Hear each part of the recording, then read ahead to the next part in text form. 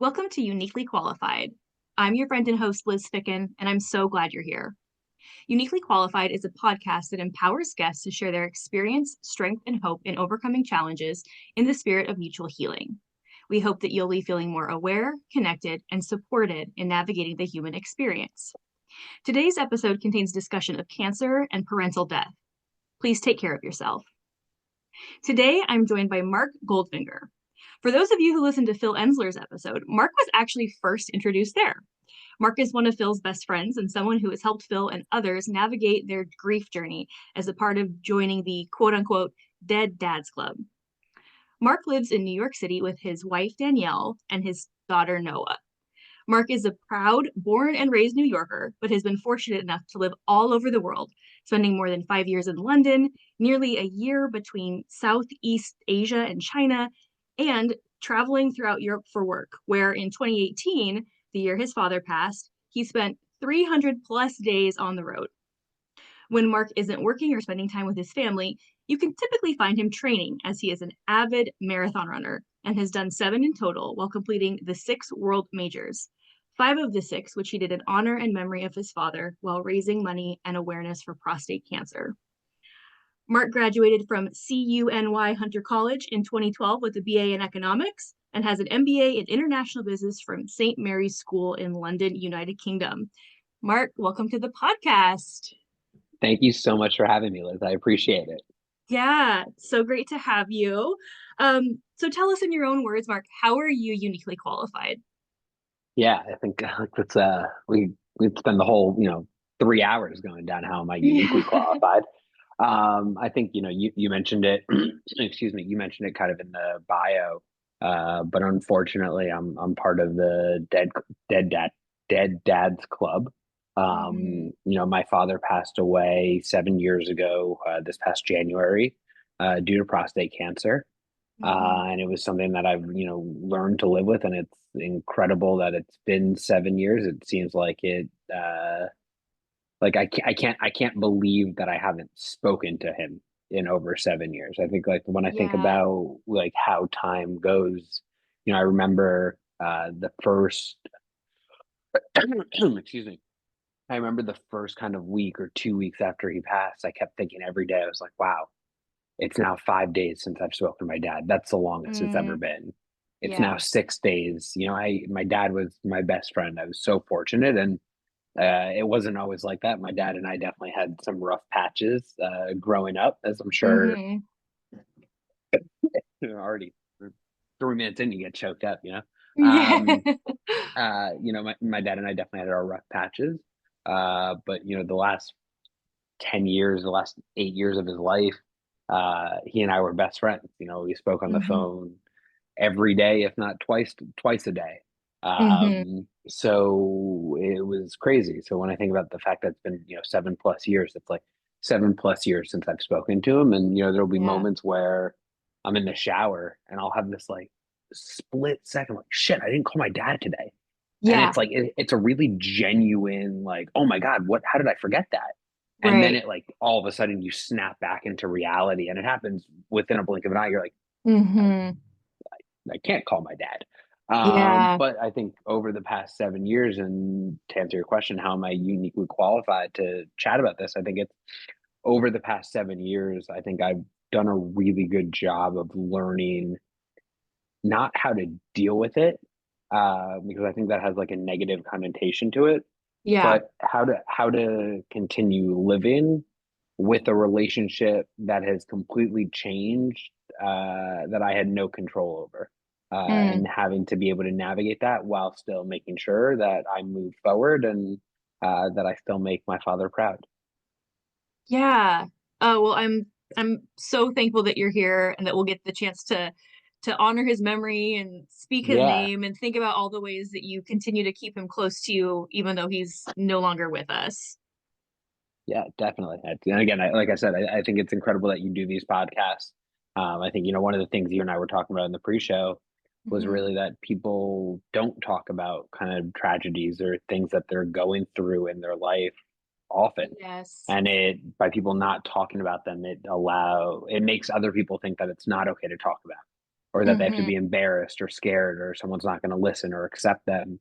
So I Mm-hmm. love that you do these podcasts, and I think having guests on that have gone through a whole variety of uh, maybe tragedies are a little too dramatic, but like people who go through traumatic, scenarios and Yeah. how they are able to cope with them. Because I guarantee you, if you're going through something, people less than two people removed from your entire circle have also gone through that. We're not even talking about the entire population. Just two or three people removed from your circle have probably gone through it, but people don't share. So they think it's very unique and no one else knows how to help them. Exactly. Well, thank you for your kind words. And that is definitely the vision for the body of work that is and will be this podcast, where it's people feeling empowered to share their experiences as a part of a culture and society, where I'm going to even just say, like, especially for men, where it's like Yeah. feelings, like we're going to talk about Yeah. feelings. But also I hope that people, if they're consuming this podcast, they'll understand I know how to be a better community member, a better coworker, a better friend, because I've listened. I understand from Mark's perspective what it's like to lose a father that you're close to. I know how to better show up as the kind of person I want to be in the world. So Yeah. just I appreciate your willingness to get into it, and to we hopefully we'll reach at least one person out there who's like, oh my gosh, thank you, Mark. And I know we Yeah. will, because it happens I every hope single so. time. Yeah, I hope it so. happens I every hope time. so. Yeah. I hope so. Well, let's go to your childhood. Talk to us Yeah. about growing up in New York City, and the kind of dad that your dad was when you were a little guy. Yeah. So I mean, it was incredible growing up in Manhattan. Like I'm so fortunate, and now raising my daughter in Manhattan and seeing how expensive things are. It's like I apologize to my parents, profusely now for being like such a brat. Like I want to do this. Why can't we take the taxi? Why do we have to take the bus? And I'm like, you're like, Hmm. kids just really don't realize how good they have it. Yeah. But no, I grew up in Midtown Manhattan. I was very fortunate, Jewish, middle class, Jewish kid.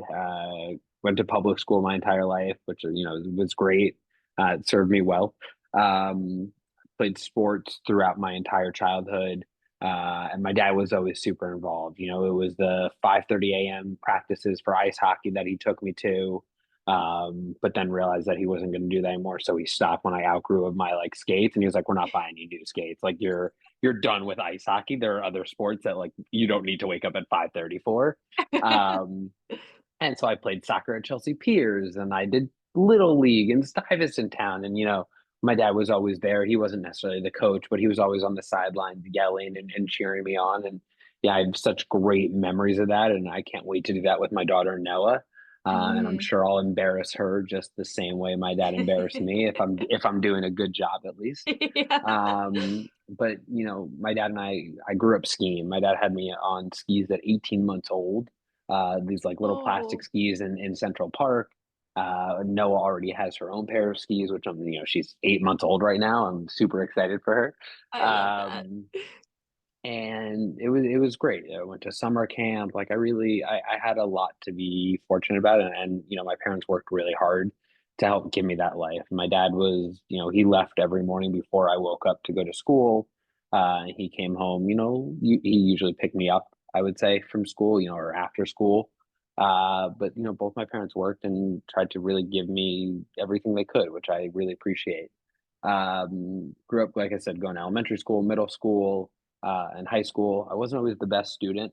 And, I definitely got into trouble a little bit. And this was where probably like the first really bad year my dad and I's like relationship was, which was a senior year of high school. I think every single night senior year of high school, we yelled at each other. We Mm. went toe to toe, and my dad was, I'm 5'10" and athletic build. My dad was probably 6'1" at his height, and he was a good looking guy, athletic build with a little stomach. But he always said there was muscle under the stomach. Um, and we would curse and go toe to toe, yelling at each other, screaming in each other's faces, just about high school and grades and college and what I was going to do and why I couldn't apply myself better and why I was being lazy, and who knows what we even argued about, but it was Mhm. awful. But what's incredible about that, and why I love telling that, is because for the last 9 years, 8 years of my dad's life, he and I were best friends. We were Mhm. inseparable. Like, it was, my mom was very jealous, because if I was living abroad and I'd come back home, my parents were living in California. If I'd come back home, I'd go golfing with my dad, and I'd spend all day with my dad, and it was just, I talked to him every day on the phone. But so I think it was tough probably for the other parent to see. Mhm. Um, but yeah, I think that talks a little bit about growing up. Sorry, I continue going tangents now, and like the memory will like take me down roads as we Yeah, as we no, talk about this. no, that's great. I think it's good for everybody, especially if you are mentoring somebody who's in high school, or if you have a child who's in high school or will be in high school, that like there Yeah, will be conflict, and that does not have to mean that that conflict will be throughout the rest of your relationship. Like it's a moment that in time and you can overcome it. that's such a good call. I was talking, in my building, we have a gym, Hmm. and I'm 36 years old, but I've always gotten along. I think it's because of my relationship with my dad, with men who are older. Like, I just feel Hmm. like I relate to them better. I'm like an older person in a younger person's Yeah. body. So there's another guy. His name also happens to be Mark, who lives in my building. And I always see him in the gym at 5:15 in the morning. And we talk, and he has two sons, and his one son is a junior in high school, and they're getting ready to start doing college tours, and I was asking how it's going, and we started talking about how stressful it is to be that age. You're 16 years Yeah. old. You have this ridiculous amount of pressure on you about where you're going to go to college. How are you going to afford it? Are you going to go into debt? Are your grades good enough? And if your grades are good enough, well, did you do enough extracurricular activities? That it's like, it would stress any one of us out, right? And like, you think back now as a mid 30s years old or a young professional, and you're Hmm. like, I wish that was still the stress I had in my life, I right? Like, know, that right? was like my biggest stress was like, where am I going to college? It wasn't how am I paying my bills? How am I Hmm. feeding my family? What are we going to do? What happens if, God forbid, something happens and I need to make sure that everyone is safe? Like, as a little kid, you're like, yeah, Right. whatever. But thinking Yeah. back, it's like they really do go through, it is a very stressful time. So I think parents listening to this, like Liz said, like, be mindful, be Hmm. listening, be supportive, and just know that even as rough as it is, I promise you it's going to get better. And that's coming from someone who, as I said, cursed at his father every single night senior year of high school. And now I wish that I had one more night to curse with him. Yeah. Yeah, that's such good perspective. Yeah. Would you say that it was going to college and having that kind of change in your proximity to him that changed the conflict that I you were don't experiencing, or can you point to a moment? I don't know. I think he was just wanting to be my own person, Yeah. and just letting me wanting to figure things out on my own. And I think as a parent, I have to imagine that you want to give your child enough rope so that it looks like they're going to hang themselves, but that they're not, right? Hmm. That they're not going to fail. You want to be able to catch them no matter what. Hmm. And I think sometimes I just wanted to be able to do what I wanted to do and to make Hmm. my own decisions. And, I really wanted to go. One of the memories I have, I did awful on my SATs. I did absolutely awful. No wonder my dad was furious at me. I'm talking like awful, awful, awful.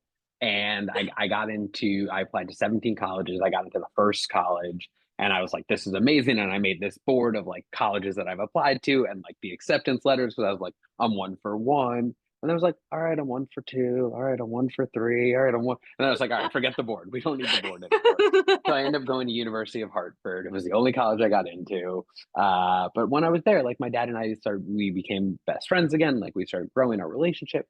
I was calling him every morning as I would walk to my 7:30 class as he was driving to the hardware store. But I knew I wasn't going to be there for more than a year. So I Hmm. go to my dream college was Northeastern. They had an incredible co-op program. I'm very, very business driven, business focused. I have been my entire life. I was like, I don't want to go to school. I just want to, go into business, Hmm. and start making money and, do things. Um, and I didn't get into Northeastern, but they had this transfer program where if you did really well in your first semester and then you came for an in person interview, they would actually tell you at your interview if you got in or not. It was really cool. Mm-hmm. So I take the train down from Connecticut to Boston, or I guess I take the train up, excuse me, to Boston.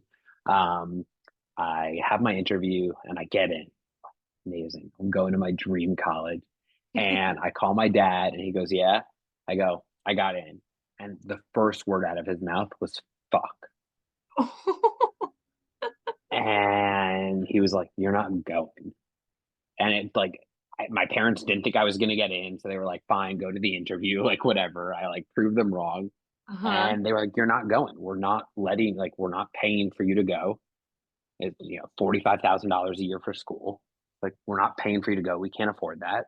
I was like, "Fine, I'll go into like debt. I'll take loans like every other student does." And my parents were like, "No, we're not allowing you to do that." And like that caused a whole like array of more arguments. And now I look at, Mm-hmm. some of my friends who are still in debt 20 years Mm-hmm. later, and I'm like Yep. so thankful that like they stopped me from doing that, right? So it's like Yeah. really, how do you draw the line of letting your child make their own mistakes, but also protecting them? And I think that was where, it really became hard for my dad and I to see eye to eye. Mm-hmm. But eventually I transferred home.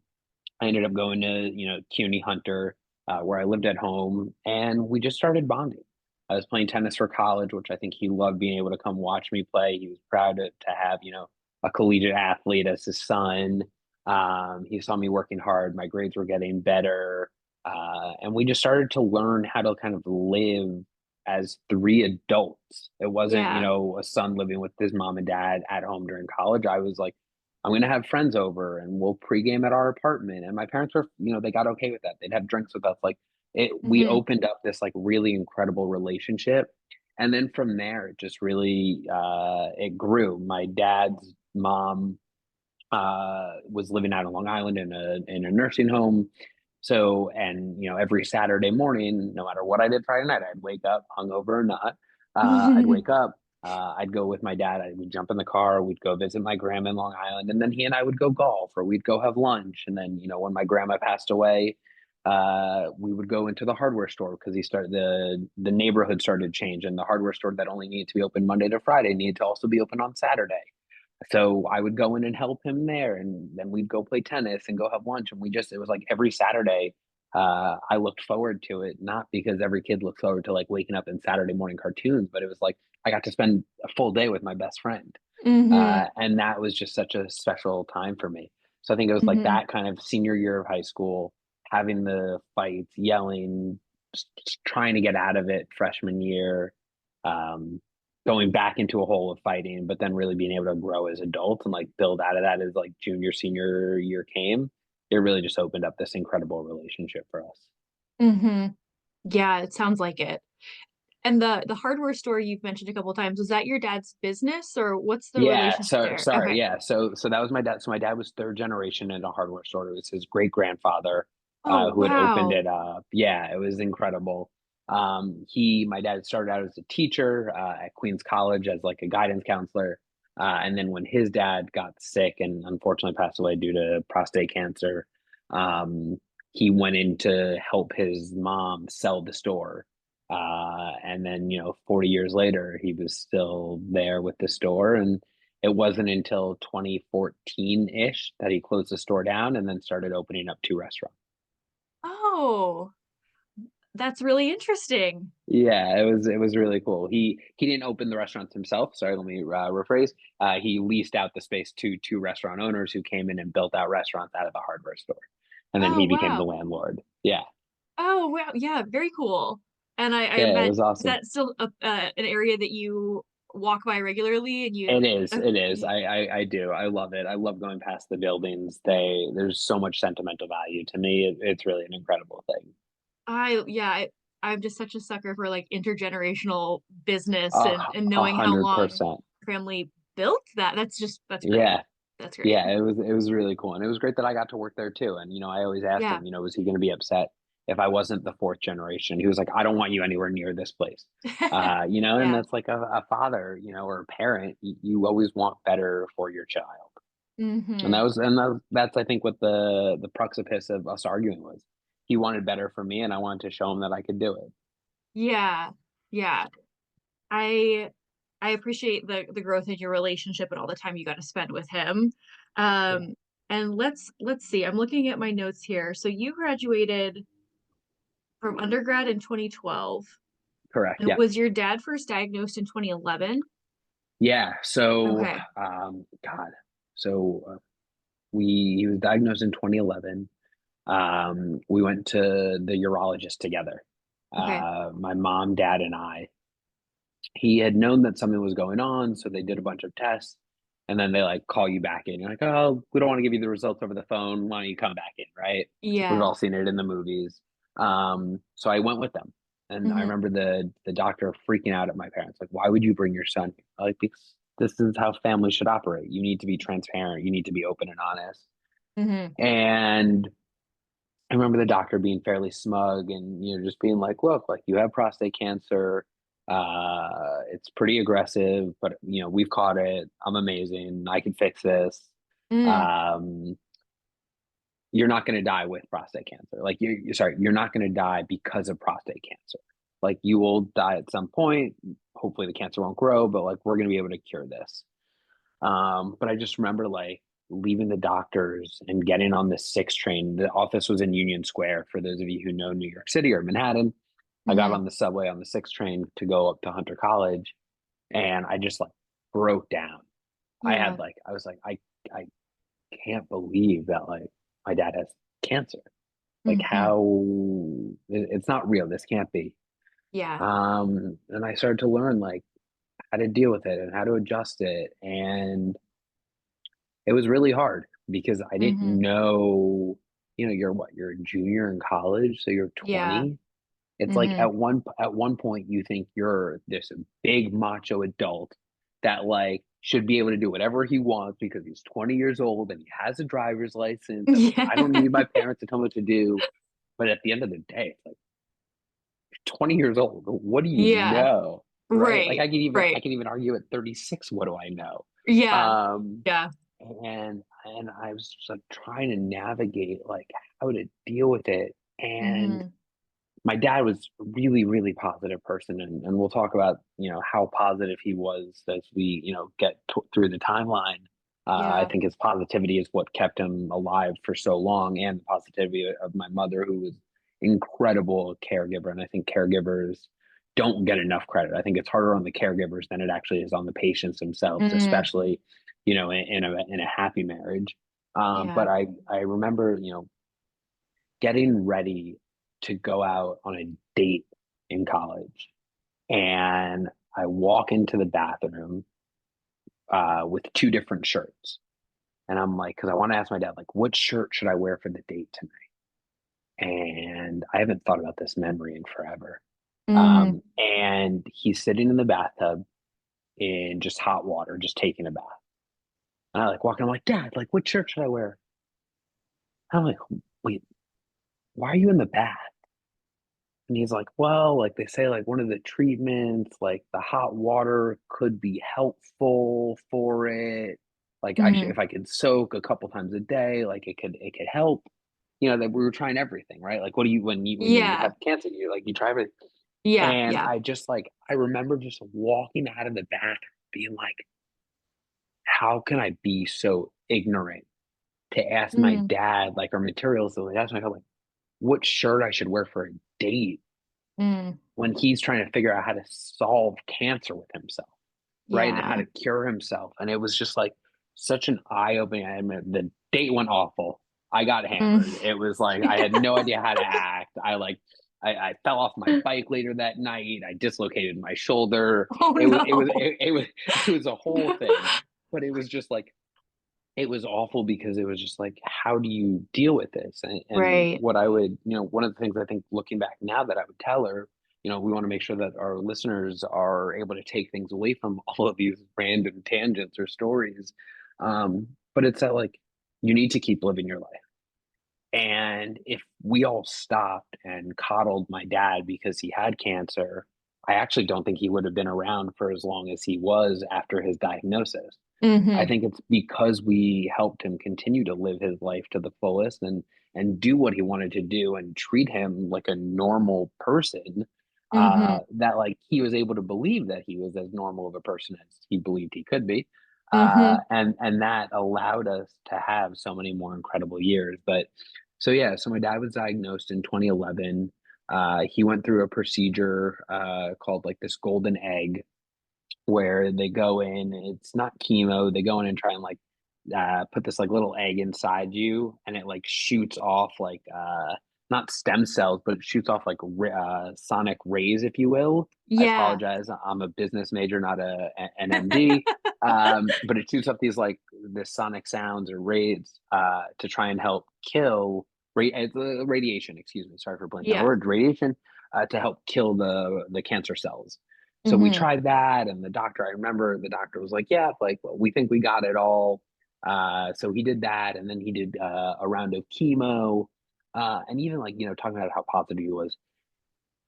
Chemo takes it out of you, right? For anyone who's had a Yeah. parent or a loved one or a friend go through that, it's awful. It's almost worse than the cancer itself. And my dad became so friendly with his chemo radiologist that after his like final treatment, he bought him like a case of vodka, the guy's favorite vodka, because that was just who my dad was. He was like, Yeah. "You're helping me, like let me help, like thank you," right? And it was just he had that outlook of like being positive, Mm-hmm. and giving back. But he did this for about a year. And then in 2012, we were really lucky. I went off to London to go get my MBA. And my dad, thankfully, was in remission. And we thought like we were kind of like starting to be in the clear. And then I think it was in 2013, my parents moved out to California. Um, and it came back. My dad did the whole chemo thing again, or maybe it was 2014, did chemo. Uh, we thought we solved it, or we thought we cured it, I should say. Um, and then, sorry, actually, if I take a step back, that was part of that year. I was actually after my year in London, I Mm-hmm. then went to Bangkok, Thailand, Mm-hmm. and I lived in Thailand for 4 months to write my graduate thesis. And we thought my dad was fine, and all of a sudden, I submit my thesis, and it is our final week. We're partying, we're having fun, we're in Thailand. We have graduation. Let's call it today. Let's say it was Tuesday. We have graduation on Thursday. I get a call Tuesday night from my mom saying it's gotten really bad. I should come home. She doesn't know what to do. Okay. So I end up like get this phone call late at night my time. I go to sleep. I wake up in the morning. I call the airline. I get a flight. I have to tell my friends who it was a small cohort. There were 18 of us. Mm-hmm. We've all spent a year and a half together. I have to tell everyone like, guys, I'm leaving tonight. Like we still Yeah. thought we had another, week to say goodbye to each other and celebrating graduation. Mm-hmm. Um, I say goodbye. I get on a plane. I go to fly to California. Um, and we go to the hospital, and thankfully we were able to find some more treatments to it, and we could help kind of prolong it. But it was also the first time that he like really fell into remission. He fell out of remission, excuse me. And my Mm-hmm. mom just didn't know what to do, right? It's like the power of having support is talking to someone, as this entire podcast is about, is so important, and helps you deal with it, having Mm-hmm. someone else. So we went through that. Flew back home, as I mentioned, missed graduation, which was something I didn't tell my dad for a really long time. I didn't want him to Yeah. feel guilty about it. Mm-hmm. And then finally, I told him one night, while he and I were having drinks at the fire pit in their house, which is probably like when I think about places that I most associate with my father, it's sitting around the fire pit and having a drink and just conversing. I Mm-hmm. think it's my favorite thing to do. It's probably where I get most emotional, but it's Yeah. also where I feel the most connected and the closest to my dad since his passing. Mm-hmm. So we're in 2014 to 2013, end of 2013, early 2014. Mm-hmm. Oh no, 2013, yeah, 2013. I come back home. He falls out. We find somewhat of a cure. We prolong it. Goes through chemo again, and then I decided that I was going to run the New York City Marathon. This Okay. was something that I always wanted to do. And while I was at college, while I was at college, I met a bunch of friends who were also New York locals. One of them ended up going to become a bartender. So I was at a bar hanging out with her, and she tells me about this foundation called the Movember Foundation. And I'm like, Mm-hmm. what's this? And she's like, well, these guys grow mustaches. I'm like, that's pretty cool. Like, why do they grow mustaches? And she's like, it's to raise awareness for men's prostate and testicular cancer. It's like, oh my God, that's so incredible. Like, my dad is diagnosed with prostate cancer. Like, wow. And I learned that Movember has a marathon team for the first time ever in 2013. And I was like, I want to be a part of it. So they had four people who ran that year in 2013. I was one of the four that ran the New York City Marathon for them. I think I raised $5,000. I had been raising money for them for a while, but I had raised $5,000 that year. And we ran the marathon. And I finished the marathon. And I hugged my dad and I go, you can't get cancer again. I don't ever want to do that. And I like totally made him feel like it was his fault that I had to run this marathon. Yeah. Uh, He and burdened it you wasn't. with the Yeah, yeah. He 26.2 burdened mile. me. Right, exactly. It was his fault that I had to do Yeah. this. Yeah. But I loved it. It was incredible. And then I started talking to friends, and I learned that there was something called like the six world major marathons. Mm-hmm. So those of you who aren't avid runners, or those of you who are sane and don't feel the need to run for 26 miles, I applaud you. But for those of you who don't know, the Abbott's world majors are three in the U.S., which is New York, Boston, and Chicago. One in London, one in Berlin, Germany, and then one in Tokyo, Japan. So I ended up like finding out, I was like, wow, that would be really cool to run all six of those. Like, how awesome would that be? Mm-hmm. So in 2015, I joined a company called WeWork. It was a small startup back then. You know, it was a couple hundred people. People knew of us, but didn't necessarily know what WeWork was doing. But anyway, I joined them to head up their expansion. I ended up moving to London. I moved with a girlfriend. It unfortunately did not work out. We broke up, and I was like, you know what? I need something to take my mind off of this besides work. I'm going to run the London Marathon. And it turns out that Movember actually had a London Marathon team. I was like, this is phenomenal. So I call my Movember contact, and I'm like, hey, I'm in London. I want to run the London Marathon for Movember. We'd love to have you back. So I do that. I'm like, great. My parents fly to London. They come support me, which was amazing. And I finished the London Marathon on a Sunday. Monday morning, I call my Movember contact, and I'm like, do you guys have any entries for the Berlin Marathon?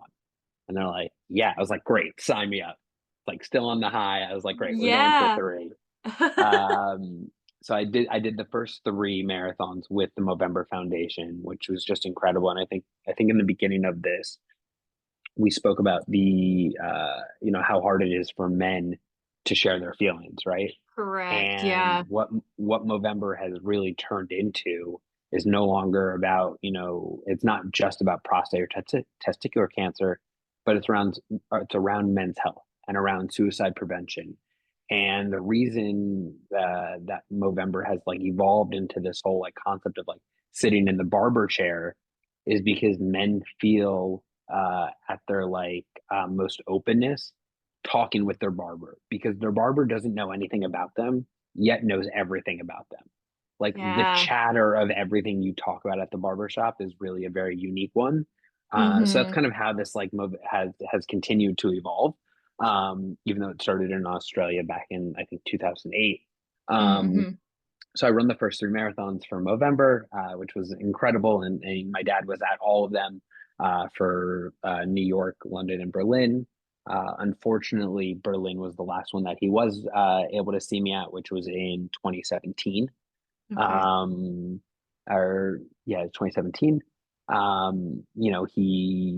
was traveling all over, and he had another episode, fell out of remission in the year of 2017, probably kind of like in March, April-ish.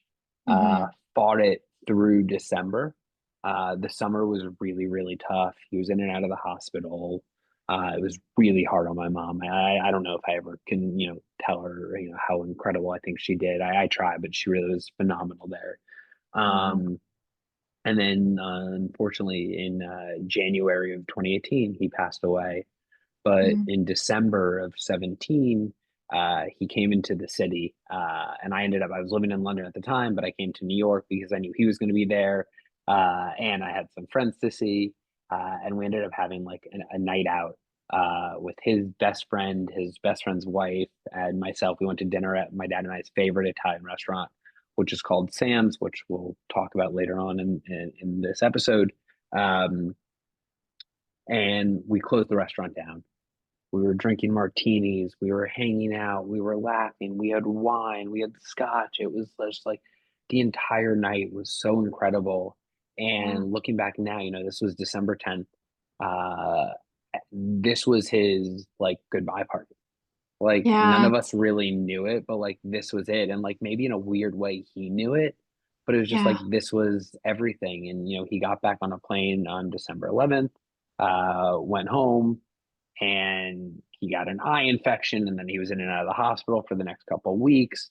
I came home over, Hanukkah, Christmas time to see him, and he was okay. But it was like that was when we just knew that things were getting really bad. And then it was January 9th. I was in Florida for work. It was a Tuesday, Hmm. and I got a call from them. They had a doctor's appointment, and they said I needed to get on the next plane to come home. Okay. It was happening. Hmm. So I got on a plane, got to California. I got to California Wednesday night. Uh, Friday we put him on hospice. But Friday morning he woke up. He had blood in his urine. Mm. So we had the hospice doctor come and start to give him some medicine. But he needed to get a blood transfusion. And the reason he needed to get a blood transfusion was because he really wanted to make it until Monday because it was Friday afternoon, the banks were closed, and he didn't want to have to make my mom or I deal with paying off the car payment loans. Oh, So he wanted to make sure on Monday that he could take care of it. oh, Now, buddy. like, yeah, like, and just to make it even funnier with like, people make fun of like my dad and I because it's like we live in like our own universe and we like mess up dates and everything. Monday was a bank holiday. So even had he made it to Monday, it still wouldn't have mattered. Um, but we go to the Oh, hospital, we go to get the blood transfusion, and the doctors come in and they're like, "Hey, Mr. Goldfinger, like, how are you doing?" It's like, well, I'm dying, but I'm in San Diego. I have my wife and my son with me. I've lived a really good life. Like, how wow. can I be bad? And it was really hard to hear, but I look back on it and it's just like to think that way and your last couple of days when you don't know is just remarkable. So we It take him home is. Friday night. Saturday, give him a little bit of medicine, and he's starting to like really fade. It's tough. But when he Hmm. wasn't fading, he'd go in and out of it. He'd pick up his phone and he'd call someone and he'd be like, "Hey, Liz, I just want to let you know I'm dying. It's been a great life. Thanks for the memories. Have a Oh good my, one." And then he would hang up. And I like walk past this room. I'm like, "You can't do that." And he's like, "What do you mean I can't do that? I can do whatever I want." I was like, "No, no, no, no. You can't just call someone who you haven't spoken to in like a year and be like, you know what? I really want to say goodbye to this person and call them randomly and be like, by the way, I'm dying." No, that's not like you can't do that. You can't. He's like, "I can do whatever I want." I was like, fine. I was like, mm, I can't argue with the man yeah. who's dying. But it was just like that was like that was who he was. Like that Right. was his attitude. And it's like if you're listening, like I hope you take away from out of anything is that, my dad's mantra was that life is not a dress rehearsal. You get one opportunity to like give it everything you have. And he did that and he seized it. And even in the last 48 hours of his life, he wasn't there thinking about himself or thinking about, feeling depressed that he was leaving. He was calling people to say goodbye. He Mm-hmm. wanted to say goodbye. He wanted to let people know how impactful they were in his life. Little did he know how impactful he was in all of our lives. Um, Right. but it was just it was unbelievable, like, to witness that and to watch that. And I try, when we talk about, like, how do you deal with grief and how do you move forward after losing, a parent or your best friend. When it happened, I was like, I have two choices. I could sit in a room, in a dark room, and cry for the rest of my life and be miserable, or I could continue living my life and trying to make him proud. And if I did the Yeah. former, he would be so mad at me. So the only option is the latter. And I think, Mm-hmm. that's something that, like, I've talked to Phil a lot. It's something I've talked to quite a few people who I know who have unfortunately also lost their parents, a child, a sibling, is Yeah. you have to continue living your life. You have to continue driving forward. And you can't let this bring you down to a point where you don't know who you are anymore, because Mm-hmm. that's not what your parent or friend or sibling or loved one would want. And that's Right. tough to do. It's definitely something that I think is easier said than done. I Yeah. think I'm very lucky that I got to witness it firsthand. I mean, again, like, you go to the hospital for your last blood transfusion and the doctor comes in and says, "How are you?" And you go, "Well, I'm dying, but I have my family. What could be Yeah. bad?" Like, that doesn't click for most people. And I Right. really, I really hope our, people who are listening take that away with them. Mm-hmm. Yeah, I really appreciate that. It's the and yet, or the both and, Right. where it's yes, of course, this is really sad.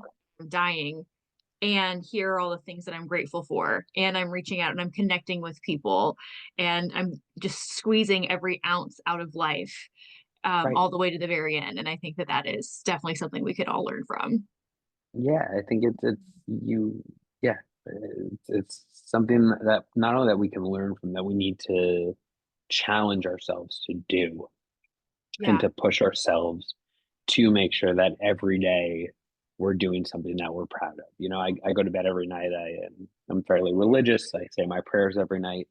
And this isn't actually something I tell most people, so I'll tell all the random people that are listening. Yeah. Yes. But one of the things I say is that tomorrow is the first day of the rest of my life. Let's make it a tremendous one. Yeah. And it's just something that I try really hard to live by, and it's because of my dad and everything that he taught me, and of course my mom, that makes me want to do that, and makes me want to show up for my wife and for my daughter, and to really help give them the best life that they can. Because, I always said, if I could be half the man my dad was, I would consider my family a really, really lucky family. And the way I can do that is by continuing to live through his mantra of that this isn't a dress rehearsal. We only have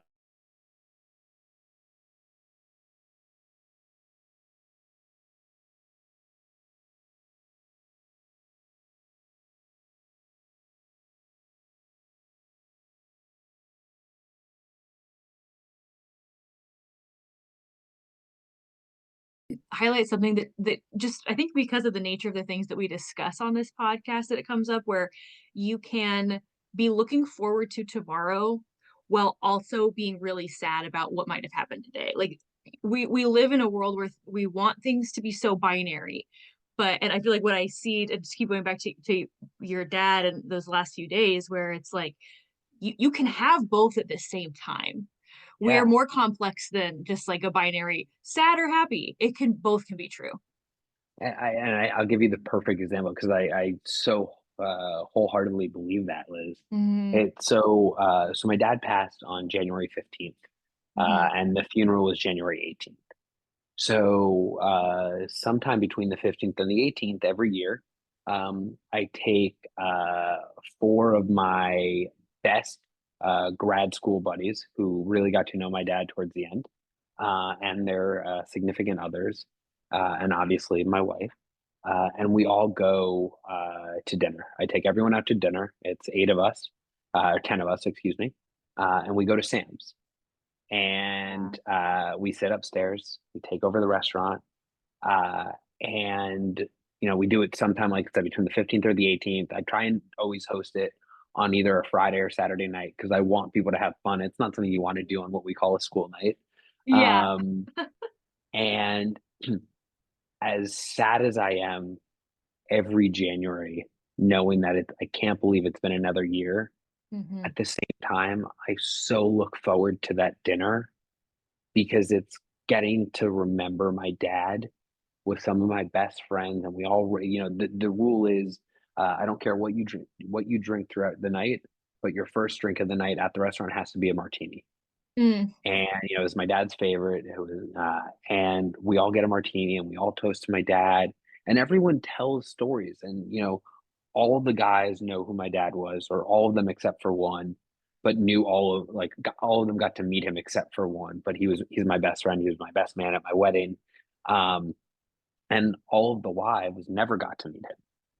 Mm. So every time it's always hearing stories, and we're sharing stories, and we're laughing, and it's such an amazing night. And that's a point where it's like everyone, my entire group now looks forward to that. And it's not because someone else is paying for dinner, right? We're in our 30s. We can all pay for dinner, Yeah, right. thankfully, right? It's like they know the importance of it, and they love it, and they love being part of that. And it's being able to be sad, like you said, but also know that tomorrow is a better day, but also and be happy and celebrate, and just be together and be in the moment. It's really an incredible thing. That is really incredible, and I really appreciate the way that you have ritualized that season, commemorating that that's when your dad passed, but then also a nod to your favorite restaurant with him, that special dinner that you Yeah, had the month before he passed. Will you just walk us through some of the other ways that you have created a ritual or marked times of yeah. passing? Yeah, so I go to the cemetery typically 4 times a year. I go on my birthday, I go on his birthday, I go on Father's Day, and then I go on the anniversary of him passing. Hmm. And that's also something that's really sad, but I look forward to. I buy he always drank vodka. I'm a Scotch drinker. I buy a nice bottle of Scotch. I open it at the cemetery with him. I also typically go in the mornings. So sometimes having a nice little, 8 a.m. sip of scotch it helps the day go by, if you will.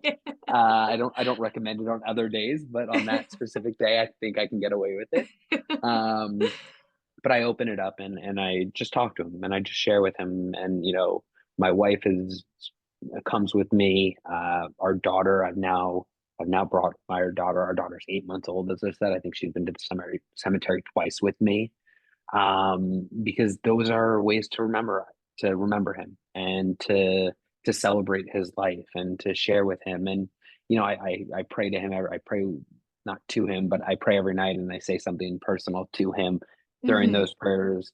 On the anniversary of his passing, I speak every year at our temple. I'll typically give the sermon, which it wasn't really up until this past year where I realized how ironic that was, because my dad was not a very religious person. He was very spiritual, but he wasn't a religious person. He went to temple because my mom and I made him come with us. But yet I memorialize him by speaking at temple. Um, and then, of course, I think that the biggest thing that I've been able to do, and I'm so blessed, is our daughter. Our daughter's name is Noah, Noa, and she's named after my father, Norman. And I think, I can't wait for Noah to get old enough, even when she's 2 or 3, to start telling her why she's named after Norman. And then as she gets even older, to start really sharing more memories, and start teaching her the ways in which she can celebrate her namesake. There are photos all over our apartment with my dad and I, or my dad and his friends. And I'll walk Noah past, and I'll go, "That's your grandpa. Like, that's who you're named after." And Sweet. I'll tell her stories now, even though she doesn't necessarily know what I'm saying, but I think she hears it, and I think that it's you have to celebrate in your loved ones who have passed. You can't just ignore it, or you can't pretend like it doesn't exist. Hmm. That's I love the intentionality and how deliberate you are. I feel like we live in a culture where, like, people's first go-to is to shove things down or try to ignore it, but what we know is that grief will find you. You can try to run Yeah. away from it.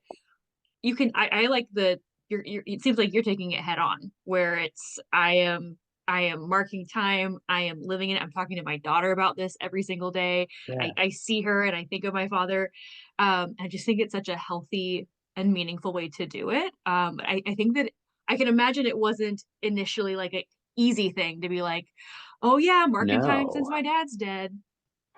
No, it definitely wasn't. I mean, I Yeah. look at, my dad, like I said, so my dad passed away in 2018 in January. Mhm. Uh, Passed away in California on the 15th. We flew him. Uh, we flew him to New York. He was buried on the 18th.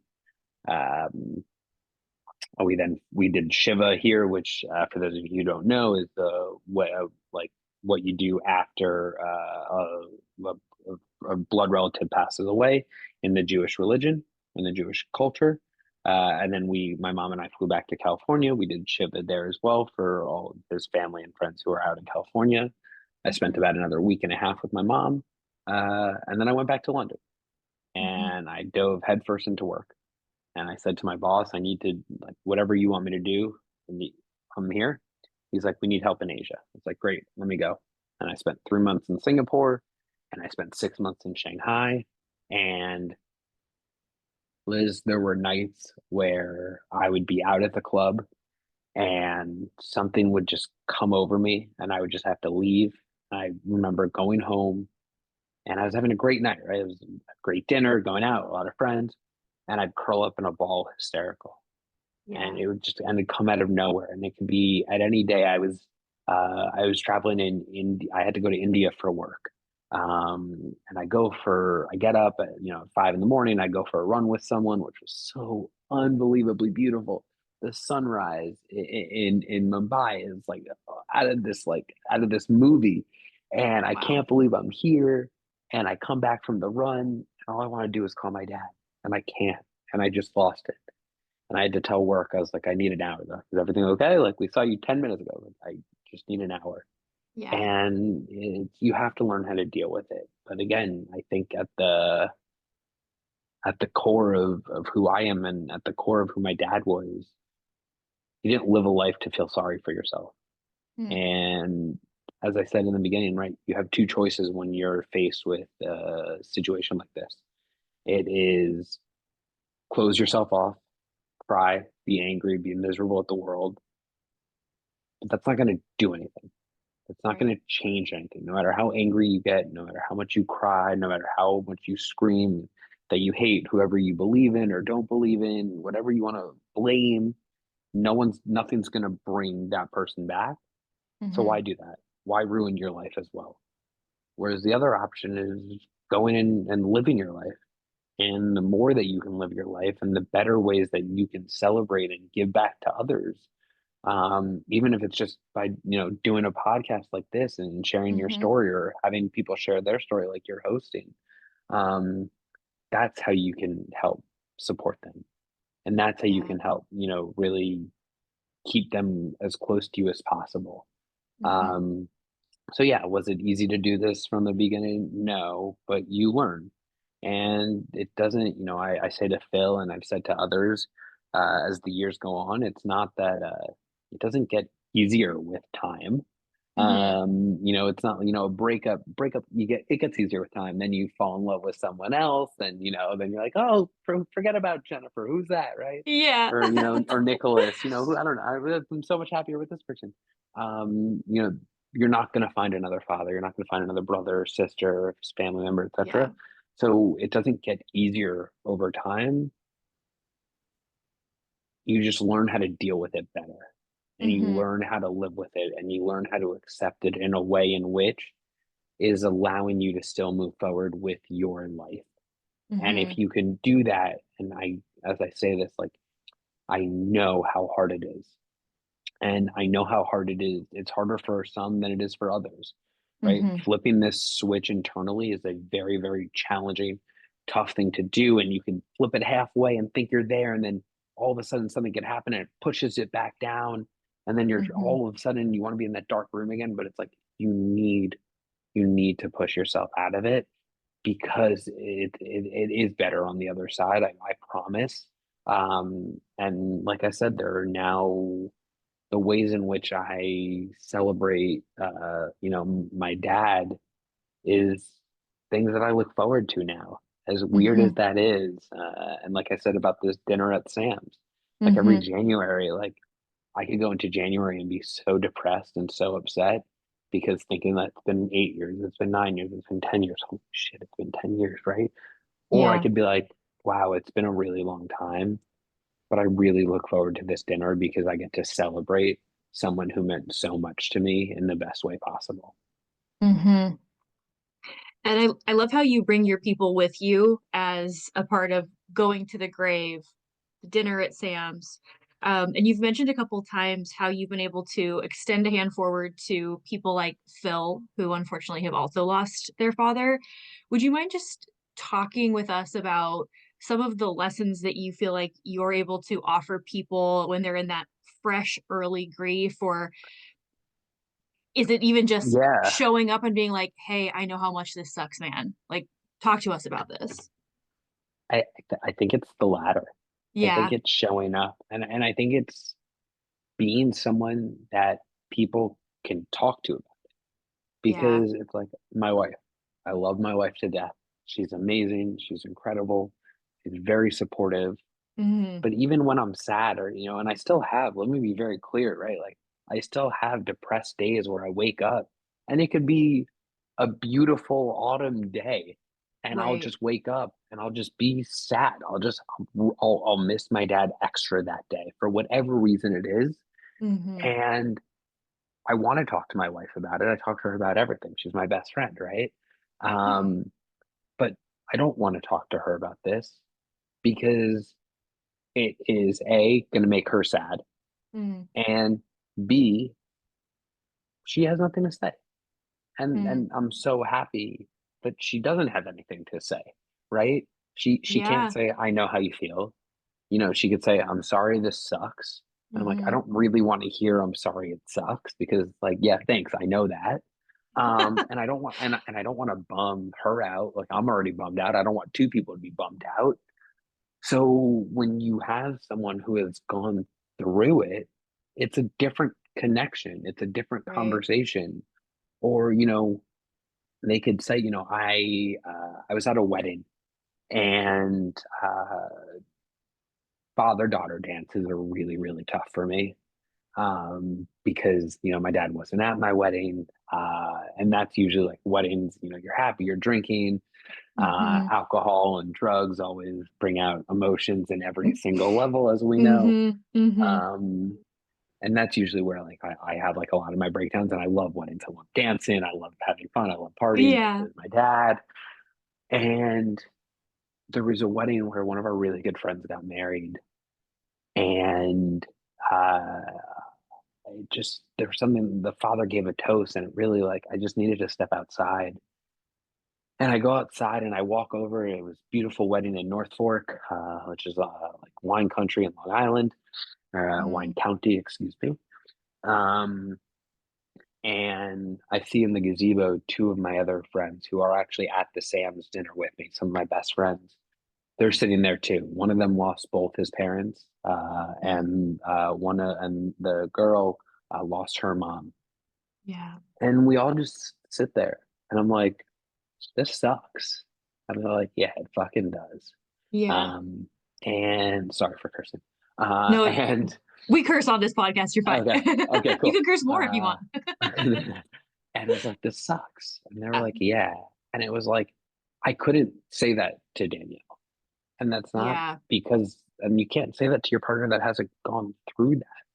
So when I think about like how I'm able to help others who've gone through this, it's just by being able to say to them, like, yeah, it does suck. I know. Mhm. Like, let's share. Like, tell me your favorite dad member. Tell me your favorite mom member. Tell me your favorite sister member. Like, I get it. It Yeah. sucks, but we're here, and I'm going to help you. Um, I also because I wanted to take all of the planning on when my dad passed. I didn't want my mom to have to do it. Um, I understand all the tax stuff and death certificate stuff and all of this stuff. So it's like, also when someone is very fresh going into it, and I almost feel bad because I started talking to Phil about all of the things that he had to do within, hours of his dad's death and passing. Your brain kind of just goes on to like operational mode versus like emotional mode, which I think Mm-hmm. I could probably get a little bit better at.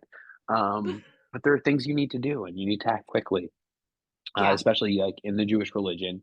It's really important that you bury someone right away, unless it's Shabbat, which is Friday night into Saturday. Mm-hmm. So it's like you need to act quickly. You can't have their body. You also need to make sure that our special rabbi is watching over their body if there is a delay. You need to make sure that you get home and you cover all the mirrors, because you're not supposed to look at yourself, because you're not supposed to care how you look or what your appearance is, right? You need to make sure that you have boxes to sit on if you do host a shiva, because you're not supposed to sit on a chair. You're not supposed to be comfortable during the shiva when people are coming into your home, right? To give their condolences. So there's all these like operational things that you need to know that, again, like, unless you've gone through this, how are you supposed to know that, right? Like, again, like Oh we my talked about, like, gosh. what do you know when you're 20? You know nothing. I said to you, I was like, at 36 I know nothing, right? This is Yeah. now, I was 29 when my dad passed. Geez. Yeah. um I was 29, right? It was like, how do you turn into this like quick, like legitimate adult? So I think Mm-hmm. just by I think the best way I'm able to help people, and I'm happy for anyone who's listening to reach out if they have questions. But I think it's just by being open and by knowing some of the right answers, but also knowing what the wrong answers are, and still listening and sharing. That's seems like a really great way to show up for your friends because that can be, especially if you're the primary person who needs to deal with, urgency with these things and you're not Yeah, prepared for it. That is so overwhelming for a human brain. So I think that's such a yeah, good way to be a friend to somebody. we try. Yeah. So your father passed in 2018 and then you met your wife in 2020. Yes, talk uh, Talk to us about dating, and it can be before Danielle if you want, like in grief. And I never dated before Danielle. that's what Danielle I was my thought. first. I Yeah, thought yeah, that's yeah, what I 100, thought that I 100%. heard that about you. Yes. Yeah, yeah, 100%. Danielle was absolutely my first.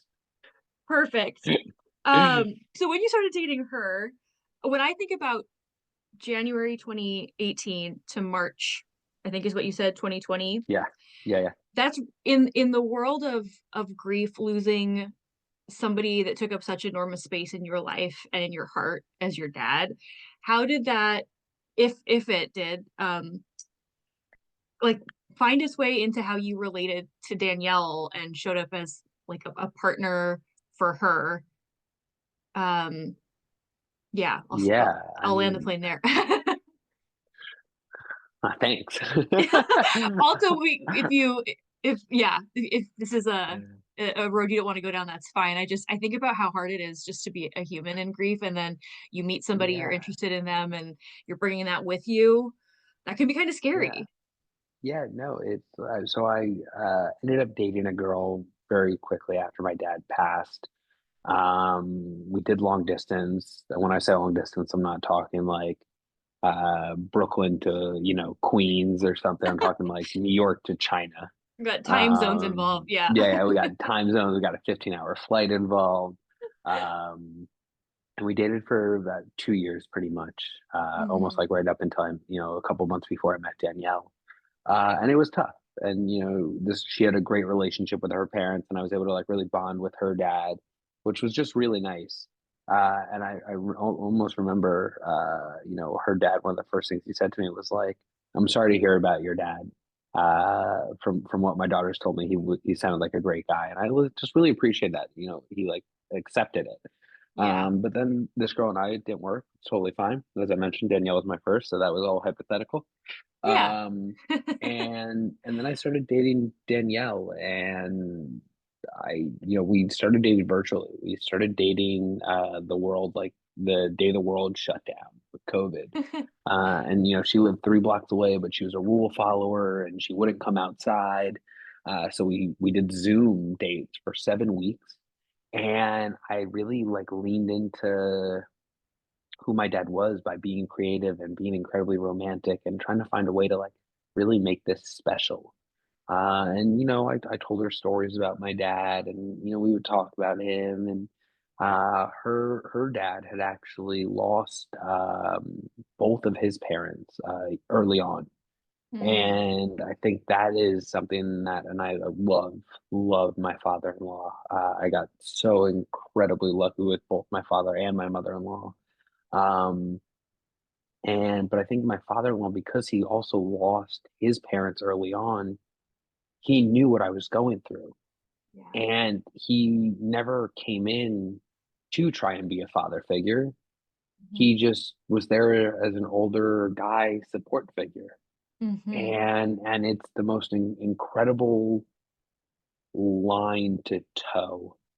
And I almost hope that I pray that I'm old and that I'm around when Noah starts dating, even though she promised me she won't start dating until she's 25. We've already made a signed contract and deal. She was Oh. crying when I brought her home from the hospital, and I told her if I gave her her bottle and she accepted her bottle, and then she wouldn't start dating until 25. And she like kind of like half smiled as you do when you're like, I don't know, 4 weeks old. But she took the bottle and stopped crying. And I had a lawyer, which my wife is, a witness. Then Noah was under no distress or duress, excuse me. So it's a verbal contract. So I hope that I'm around though when my daughter is 25 and starts dating. Um, and I hope I get to show up for that partner of hers the way Hmm. my father-in-law has showed up, because he knew what I had gone through. I think long-winded, kind of how do you answer your original question, like how do you bring someone in really close while dealing with the grief? I Yeah. think it's you bring them in, Yeah. you let them come in, you let them see when you're hurting. And I know that might sound like uh contradictory to what I was saying earlier of how I don't always like telling Danielle when I'm upset, but I think early on you have to bring them in, because you have to let Hmm. them see how you're vulnerable. You have to Hmm. let them see where your pain is and what triggers it, because it allows them to just say, "Hey, it's okay. I'm here. Like I Hmm. can give you a hug." And it's just having a really good partner to be supportive. Hmm. That I think that's so, I'll just say, healthy again and great. And what I like about what you're bringing in there is this vulnerability, letting her in, letting her understand that this is the pain, this is the wound, but then also, and I'm not totally trying to pander to your businessman senses, but like we're supposed to have a diversified portfolio of friendship, I believe, or of Yeah, relationship in our life. And I know that Danielle is your best friend, but she has now she understands, she knows you, she's seen the wound, she's known it from when you started dating. She relates through her father's lived experiences, but then like you said before, you're able to go and, I don't want to say like outsource, but go into the part of your relationship portfolio where you'll feel recognized and seen because people have experienced it as well. And thankfully that's yeah, not Danielle, she still has her right. family. And I'm so happy she does. Yeah. I would hate if she was also going through this. Right. Right. Talk to us a little about becoming a dad and what you're bringing of your, I mean, we already heard about the contract that Noah is under around Correct. dating. Correct. 25 is like a great time. Her brain will be fully formed. Like Right. I see why you picked that age. I'm just looking out for her. Yeah, great job, Dad. Thank you. But how has your relationship with your father informed how you are parenting Noah?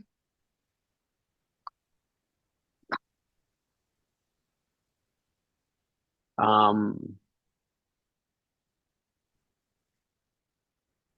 I think part of it is making sure that I'm showing up and creating these memories Yeah. with her, even though that she's not able to remember them yet. Hmm. Last week, for the first time, I took her out in a runner stroller, in a jogger, Yeah. and I was able to jog with her. That's so and fun. that it was amazing. And I have such vivid memories of doing that with my dad. So for Oh. me to be able to do that with Noah was like full circle, and to really have it like come back, which was unbelievable. Um, but I think it's about being silly, and I think it's about trying to make her laugh, and I think it's about making sure that I create the safest home and the safest environment, not only for her, but for Danielle as well. Hmm. Um, so that we can have this life, and so that I can have the opportunity to embarrass her as she grows up the way my dad Hmm. did, because as much as I hated it, it really is all about the love. Hmm. Yeah. Oh, that's so great. Well, is there anything else you want to touch on in terms of your relationship with your dad? No, I think, we talked about a lot. I really hope this was, Yeah. helpful for at least, like you said, one person out there. Yeah. I think the biggest thing for me, again, it's like no one's alone in this. Hmm. Anything that you as a listener are feeling or going through, other people are going through that as well. And it's okay to be sad, and it's Yeah. okay to be selfish. And, I think when it first happens, or when someone first passes away, people forget that they're allowed to be a little selfish. And I think also Right. telling friends that it's you can be selfish. You can, Mm. if people are over at your house to console you, you can say, "Hey guys, thank you for being here. Like, I'm gonna go inside for 20 minutes and I just want Yeah. to be alone." And like, don't worry about if someone just got there. Like, who cares? Yeah. Like it's your time to grieve, and nothing changes that, no matter if it's 3 days old or 30 years old, right? You're allowed to be Hmm. selfish when it comes to trying to deal with grief. I Hmm. think what's important is that you don't let that selfishness take over. And I think we spent a lot of time talking about that, and really making sure that you Hmm. put your best self out there. Um, but ultimately, I think it's just for everyone out there. It's remember, this isn't a dress rehearsal. Yeah. Like, go do what you want to do. Don't be embarrassed to do something. You don't know if you're ever going to get that opportunity again, and you don't want to regret it. Hmm. Yeah. I've heard the saying self-care is not selfish. And I love so that. in what you were illustrating there, it's like if taking care of yourself means yourself from a social situation and go breathe outside, that is not selfish. That is you taking care of yourself. So I think Right. that's really empowering for you to say that. The other thing I just kind of want to double down on that you mentioned was the people relating to you.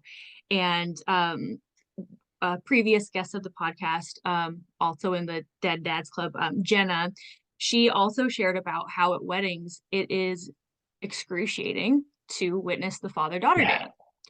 And I just wanted to highlight that for other people that if you relate to that in Jenna's story, you're probably relating to that in Mark's story. And I think in general we all have more in common than different. And so Yeah. just to lean into I, that. yeah. Very much. And I also, like, if you're in a situation where that is, like, I also now sometimes, like, I'll excuse myself from the father-daughter dance at weddings. And like Yeah. Danielle will look at me, and I'll just go outside and I'll just take a couple minutes. And she's like, "Do you want me to come?" I'm like, "No, I'm fine." I just, like, I don't want to sit through that. And that's okay. And I'll come Yeah. back in 10 minutes and I'll be dancing, and we can play jump and shout, or shout, and Yeah. we can Yeah. all enjoy and sing, and have shut up, just dance. It's like we Hmm. you can still have a lot of fun, but you're don't feel guilty to take yourself out of a moment where it's somewhere you just don't want to be at that given time. Yeah. And that it's appropriate to do that. And also I sometimes when I have been in grief or in moments of pain where it's like I feel so alone. Nobody else in this ballroom understands what it's like to see this. Right, Or everybody else is like in euphoria with happiness for the couple. To right. like I've started trying to pause and be like, do, do I statistically think that that's true? That there's nobody else here No, who is happy for the couple, but is also thinking about right. somebody And they've lost. and I'm still Hmm. happy for the couple. Everyone's still Of happy for the couple. course. But Yeah. also, like, FYI, like, spoiler alert, like, no one's gonna know or care that you weren't Right. there, because it's Right. not your wedding. No, exactly. Like, it's Exactly. okay. No one's gonna care. Yeah, exactly. No, Correct. the bride's not gonna pull you to the side later and be like, Mark, I saw You that you left. weren't watching me dance.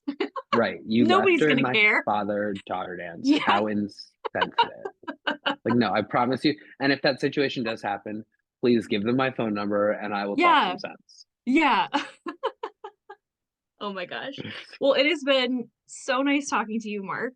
Of course. Um, Thank you so much for having me, Liz. I really, again, like, so applaud you doing this. And I think it's incredible. thank And I hope you. the listeners really are able to take away a couple lessons from each of these podcasts. Absolutely. Well, thank you so much. Let's just pop into the last show questions that you and Yeah, every guest get the chance to answer. I Um, love it. so if you could go back to right before your dad passed away, what would you say to that 29-year-old younger version of yourself? I would say two things. One, I would say go get the chairs, the Adirondack chairs from outside, bring them inside to the inside fire pit, and bring your dad over there, even if you think it's cheesy. Mhm. Because it's probably one of my biggest regrets is that I didn't do that because I thought he would think it was corny. Yeah. So I would encourage myself to do that.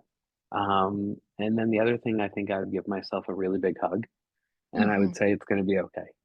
Hmm. And I would say life is going to be really hard, but you're going to get through it, and you're going to meet some incredible people along the way that are going to help you. Just keep trusting and keep moving forward as hard as it might be, even in the darkest hours. That's so great. Thank you. Yeah.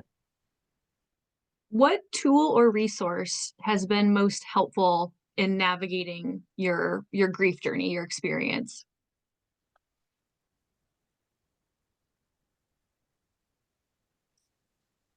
I think taking it head on. There we go. Hmm. I think like taking it head on and knowing that like this is something I need to learn how to live with, not Yeah. ignoring it. I think Hmm. that, taking it head on, which also has involved me talking to people who have gone through it, right? I'm not the first person to lose a dad. There are thousands, hundreds of thousands, unfortunately, who are part of this club.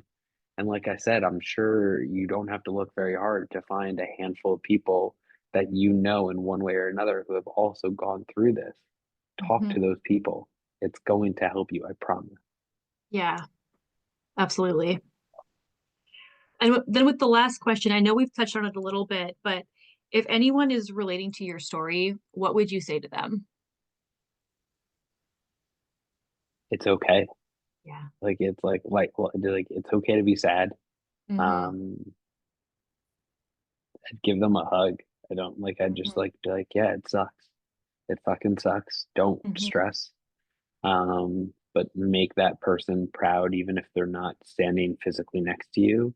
They're still here with you, and they're still watching. You still have an opportunity to make them proud and continue to keep the mantra going of this isn't a dress rehearsal. Yeah. Well, and I hope it's okay for me to say I know that your dad is so proud of you. Thank And I you. feel like doing this kind of thing, coming on a podcast, and it just sounds like something that would make your dad really proud. So I Thank you. just wanted to name that. I And to appreciate thank you that. again. And Of for course. your Thank you. openness and willingness and vulnerability. It's so appreciated. Yeah, of course. Thank you, Liz. I appreciate it. Yeah. And listeners, thank you as well for tuning in, learning from Mark and his experience. If you don't already follow us on Spotify, we are Uniquely Qualified, and on Instagram, we are Uniquely Qualified Pod. Do you know somebody who has also lost a dad too soon? Please share this episode with them. It might really make a difference. And if you have overcome a challenge and you'd like to share it with me and our listeners, please feel free to direct message me on Instagram. And no matter what, please remember we are all uniquely qualified.